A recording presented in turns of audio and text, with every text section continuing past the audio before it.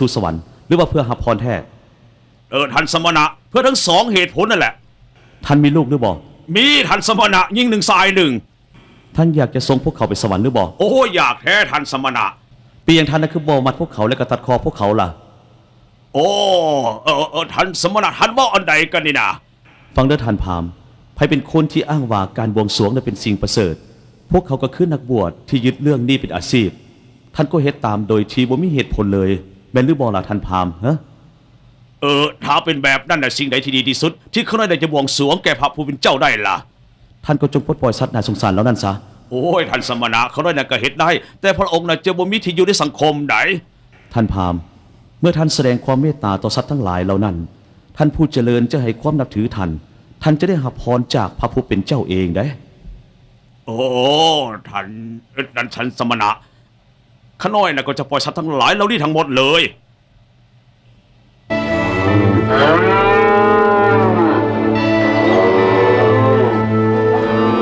โอ้สัตว์ที่น่าหักของข่อยที่สาวบ้านเหล่าขานถึงพระองค์นั้นเป็นความจริงแท้ๆท่านนั้นเป็นผู้ที่หู้แท้ๆคักหลายนี่ท่านที่เคารพสมณะผู้นั้นน่ะแม่นไผท่านคือพระพุทธเจ้าผู้สร้างแห่งหนทางผู้บ่สร้างผู้ประกาศแห่งหนทางผู้บ่ประกาศผู้ฮู้แห่งหนทางผู้บ่ฮู้สาธุ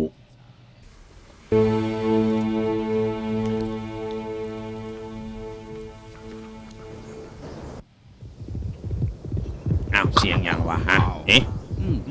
เสียงกบหรือว่าเสียงม้าล่ะไอ้คนว่าเสียงกบไม่ว่าแม่นเสียงม้าพระพุทธเจ้าเด้แม่นล่ะโอ้เสียงอะไรม้าอีหลีเว้ย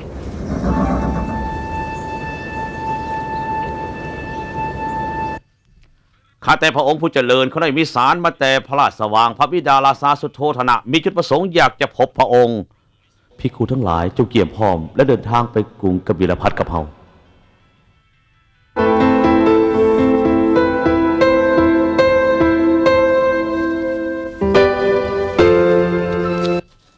เทวทัตทุกอย่างพร้อมต้อนรับลูกชายข้าพเจ้าตามที่สั่งละบอทุกอย่างพร้อมพระองค์ข้าน้อยเกี่ยมพร้อมทุกอย่างไว้ต้อนรับเจ้าชายที่ทัดแล้วพระองค์พระโอรสของท่านมาถึงแล้วลูกพอมาถึงแล้วแต่ว่าเขาอยู่บอนใดล่ะพระโอรสอยู่หนทางพุ่นข้าน้อยอยู่หนทางวะเขาไปเห็นอย่างอยู่บอนหันล่ะพระองค์กำลังขออาหารอยู่ข้าน้อยไม่ยังเกาะพระราชาเกี่ยมอาหารไว้ให้พระองค์แล้วแต่พระองค์ก็ไปขออาหารแทนวะน่าละอายอีหลีเกี่ยมมาให้เฮาเดี๋ยวนี้โดยคนเลย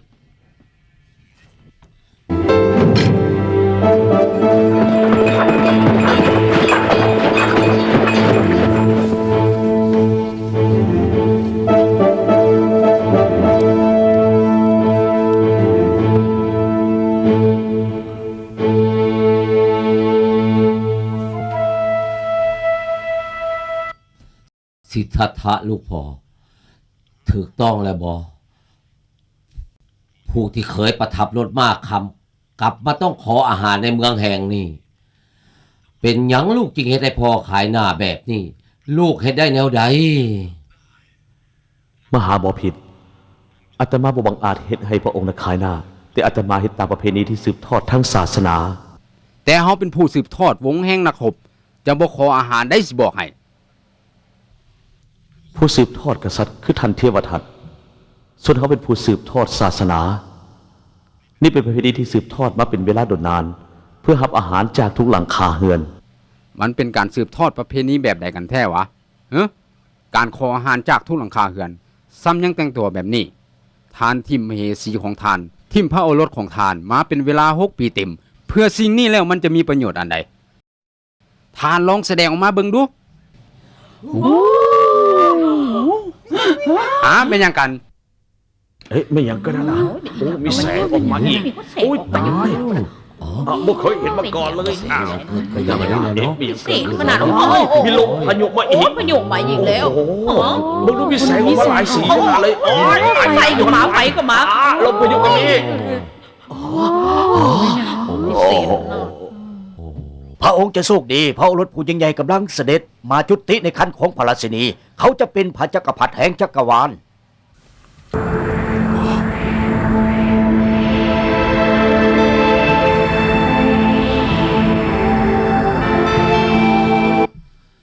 ลูกพ่อ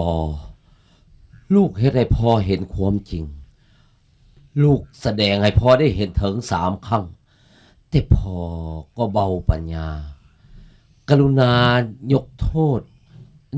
ษให้พ่อแด่ลูก ข้าแต่พระองค์ผู้เจริญข้าน้อยขอถวายตัวอุปสมบทเป็นพระภิกขุแด่ก่อข้าเถิด พระองค์ผู้เจริญข้าน้อยละอายใจแท้ๆที่เว้าไปกรุณายกโทษให้ข้าน้อยแน่ถอนคือกรุณาให้ข้าน้อยได้รับใช้ทานแล้วก็ไปกับเจ้าชายอานนท์ข้าน้อยจะเผยแผ่คำสั่งสอนของพระองค์เอง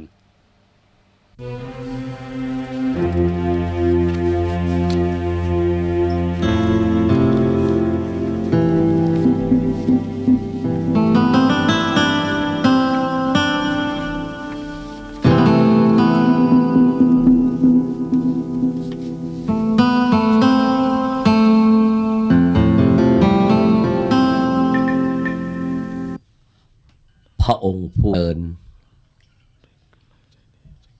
เมื่อยโสธราได้ยินว่าทานสวมจีวรเหลือง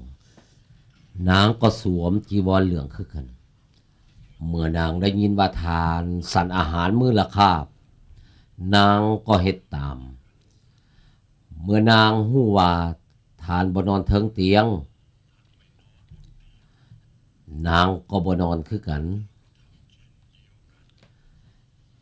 เมื่อทานเข้าสู่ห่มกษาวพัดลาสาอื่นๆต่างก็สนใจนาง แต่นางกลับปฏิเสธ มหาบ่ผิดบ่แม่นแต่ชาตินี้เท่านั้นแม้แต่ในชาติก่อนๆนางก็ยืนเคียงข้างลูกและอุทิศตนให้กับลูกยโสธราจะมีความอดทนต่อการพัดภาคด้วยกำลังใจนี้จึงเฮ็ดให้เฮานั้นมีกำลังใจปฏิบัติเพื่อบรรลุเป็นพุทธะและเป็นหน้าที่ของเฮาที่จะต้องเผยแผ่ธรรมะเป็นสิ่งที่ดีเพื่อความสุขของมวลมนุษย์ข้าน้อยภูมิใจในพระองค์ ขอให้ภารกิจของพระองค์จงประสบผลสำเร็จ และขอให้ธรรมะแผ่ขยายกว้างไกลด้วยเถิด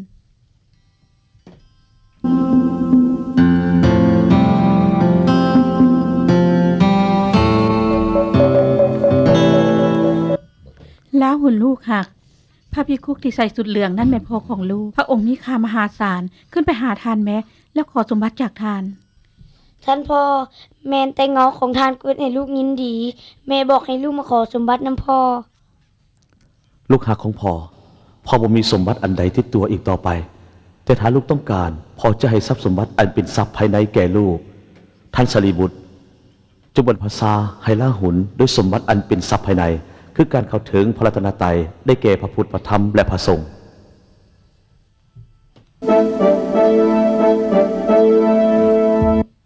แม่นหยังกันลูกเฮ็ดแบบนี้ได้แนวใด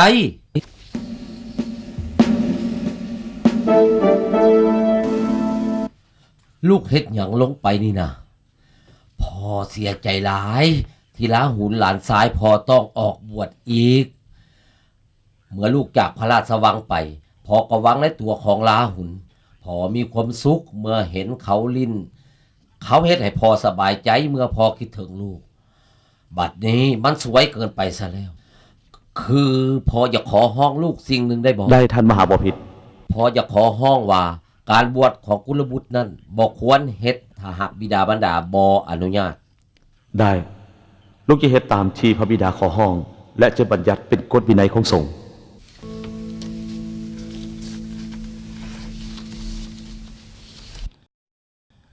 พระองค์ผู้เจริญ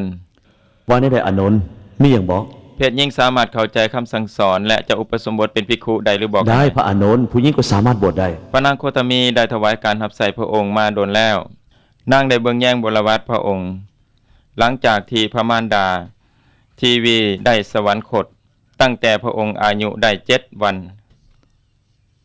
แม่นแล้วเฮาเองก็ฮู้ดี พระองค์ผู้เจริญพระนางโคตมีกับสาวสัตว์ที่ยืนอยู่ข้างนอกได้กรุณาอนุญาตให้พวกนางได้อุปสมบทเป็นภิกขุแน่เถิดเพื่อจะได้เข้าถึงพระรัตนตรัย อานนท์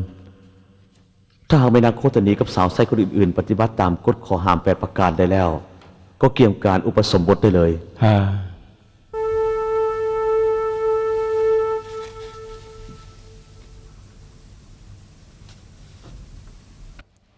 พระองค์ผู้เจริญ มีคนบอกว่าพระองค์อยากพบเขาหน่อย แม่นแล้ว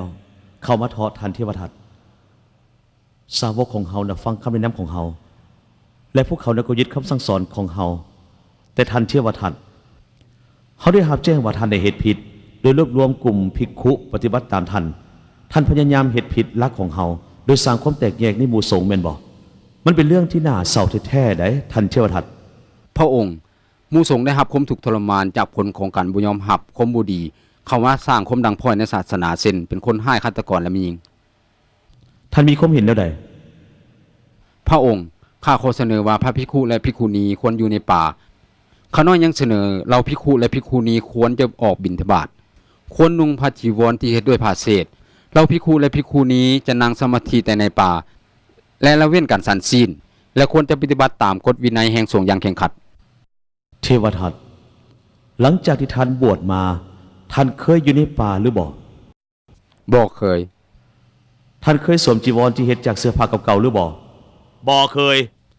ท่านเคยละเว้นจากการสันศีลหรือบ่บ่เคย แต่เคยนั่งสมาธิในป่าและเคยออกบิณฑบาต เทวทัตท่านยังเฮ็ดตาม3ใน5ข้อที่ท่านได้เสนอมายังบ่ได้เลย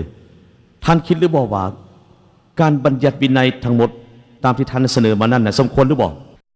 แต่มีภิกขุหลายรูปยอมรับวินัยเหล่านั้นได้ เทวทัตยังแยกสุมสนของสงฆ์ถ้าท่านบ่เห็นนำวินัยของเฮาท่านก็มีอิสระที่จะไปได้เทวทัต ข้าน้อยจะไปกับหมู่ภิกขุที่นับถือและติดตามข้าน้อย ท่านอยากเฮ็ดหยังท่านก็เฮ็ดเถาะถ้าว่าความคิดของท่านน่ะบริสุทธิ์การกระทำของท่านน่ะก็จะได้ผลดี ถ้าความคิดของท่านบ่บริสุทธิ์ผลของมันก็จะออกมาบ่ดี ทุกคนน่ะมีอิสระที่จะมาหารือกับเฮาตามที่ต้องการเด้แต่ท่านจงระวังการกระทำของท่านเอาไว้เถาะ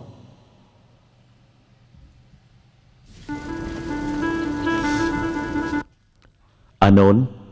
เฮาอยากจะไปไกลๆจักระยะหนึ่ง ข้าแต่พระองค์ข้าน้อยบ่เคยสงสัยในการตัดสินพระทัยของพระองค์เลย แต่ถ้าพระองค์อยากไปจะไปอยู่สป เขา ไห จะไป น อยู่ตามลำพังในป่า ข้าพระองค์ในป่ามีสัตว์หายใด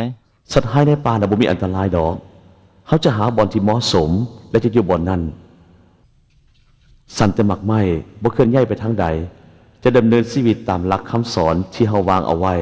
หลังจาก3 เดือนแล้ว จะมาหาเฮาได้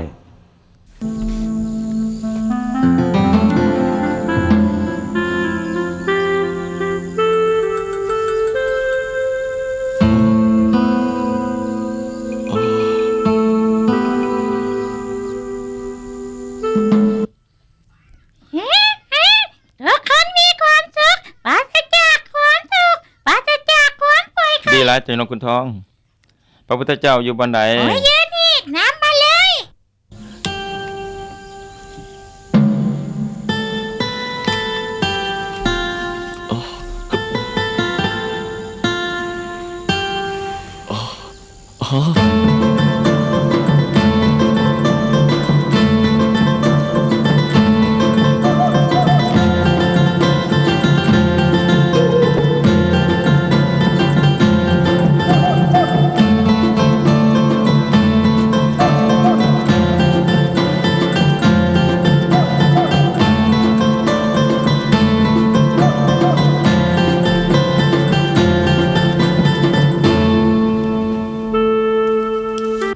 พระองค์ผู้เจริญ มาที่อานนท์ พ่อนกขุนทองแสนหูตัวนี้ข้าน้อยจึงได้มาพบพระองค์ ถ้าบ่ดังนั้นข้าน้อยคงจะหลงทางอยู่ในป่าดนแล้ว อานนท์นี่เป็นเพื่อนแท้ของเขาตัวหนึ่งเด้ ข้าแต่พระองค์ข้าน้อยบ่เคยเห็นอันใดที่ประหลาดแบบนี้ข้าน้อยบ่เชื่อสายตาตัวเองเลยว่า สัตว์ทั้งหลายในป่าล้วนจงรักภักดีต่อพระองค์ทั้งนั้ อาน นนท์สัตว์ที่อยู่ในป่าบ่ต่างจากสัตว์อื่นดอก พวกมันสื่อสัตย์และจงรักภักดีกว่าสัตว์อื่นในป่านี้สำหรับเฮาแล้วเพื่อนพ้องดีๆ เป็นสิ่งที่น่ายินดี และพร้อมจะอยู่กับพวกมันได้ ข้าแต่พระองค์ ระหว่างเดือนทำอิฐที่ทานประทับอยู่นี่ ทุกคนต่างก็ให้ความนับถือต่อเทวทัตและสาวก ฉะนั้นพวกเขาต่างก็คิดว่าพวกเฮาบ่เข่งขัดเสียแล้ว อย่างใดก็ตามอีกเดือนหนึ่งต่อมา พวกคนก็เริ่มเบื่อต่อการประพฤติของเทวทัตและสาวก พวกเขาต่างแกว่งก้อนหินใส่เทวทัตและสาวก ตอนนี้ ผู้คนต่างก็เว้าถึงคำสอนของพระองค์ในทางที่ดี พวกเขาอาราธนาพวกเขาไปในบ้านและถวายพระทหารให้และพวกเขายังถามถึงพระองค์ทุกวันเลย อานนท์เขาบ่ได้บอกท่านในบทซาความจริงเนี่ยก็พิสูจน์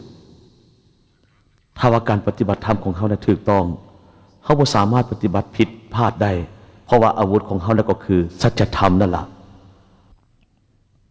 อานนท์เขาจะกลับแล้วได พระพุทธองค์กลับมาแล้ว พระพุทธองค์กลับมาแล้ว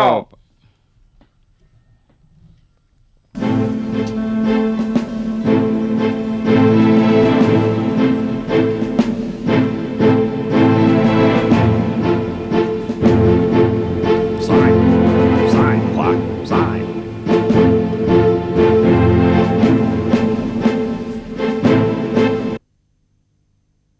ข้าแต่พระองค์ มหาราชาประสิทธิโกศลเสด็จมาพบ ท่านมหาบุรุษนับเป็นเกียรติหลายที่ได้มาพบกับพระองค์เขาได้ยินเรื่องพระองค์มาหลายแล้วกรุณาเถอะเขาได้มาขอพรจากพระองค์ มหาราชา ท่านมหาบุรุษเขาได้มีทหารมาหาห้อยคนพร้อมอาวุธครบทาอยู่ข้างนอก พร้อมแล้วที่จะอยู่หรือว่าตาย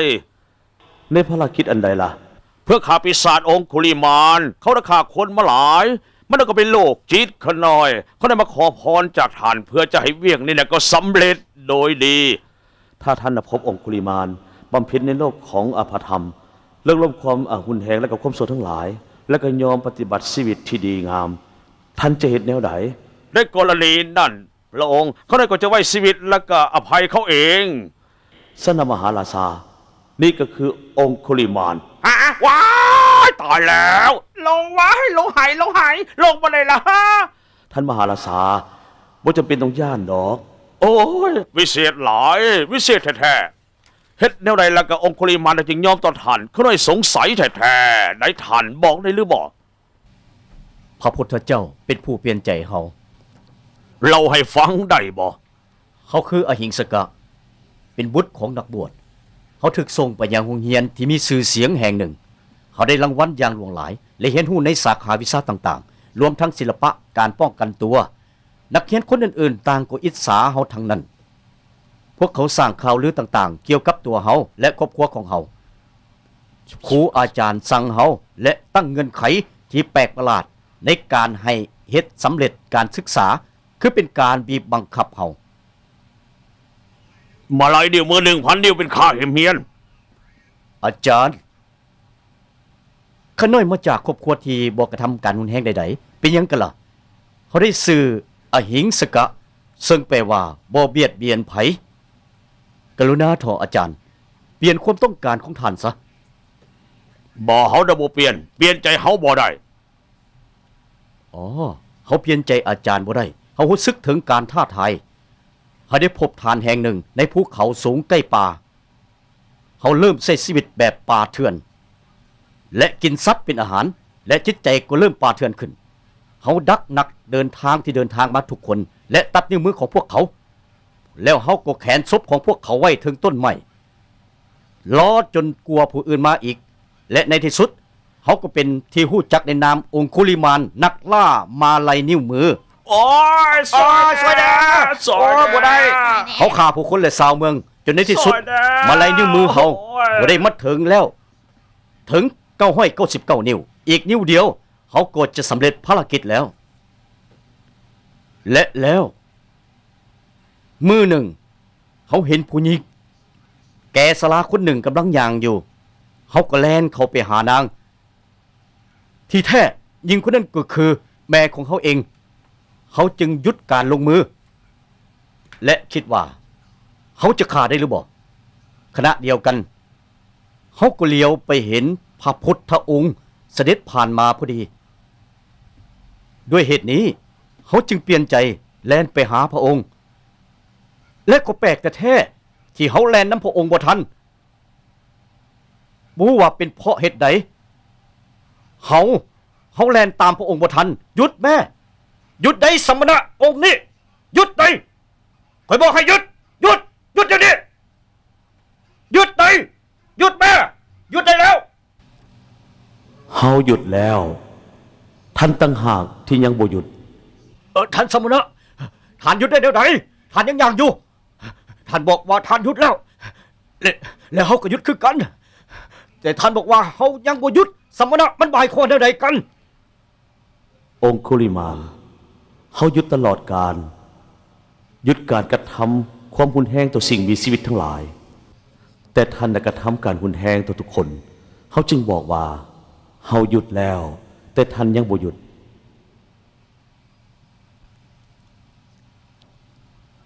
ยิ่งปีศาจในตัวเจ้าสร้างความด่างพร้อยหลายเท่าใดความทุกข์ทรมานก็จะบ่มีวันจบ หากท่านได้อุปสมบทท่านจะก้าวสู่นิพพาน และบ่ต้องมาเวียนว่ายตายเกิดอีกต่อไป โอ้ท่านสมณะนี่ข้าน้อยเฮ็ดอย่างลงไปนี่เขาเป็นอันใดไปนี่เขาสร้างความทุกข์ทรมานมาหลายพระพุทธองค์เฮ็ดให้เขาฮู้ปีศาจที่อยู่ในตัวขอความกรุณาหับเขาเป็นสาวกด้วยเถิด โอ้ท่านที่เคารพได้กรุณาหับจีวรอาหารและยารักษาโรคจากเขาด้วยเถิด มหาราชาผู้เมตตาขอบใจหลายๆเขามีทุกอย่างพร้อมแล้ว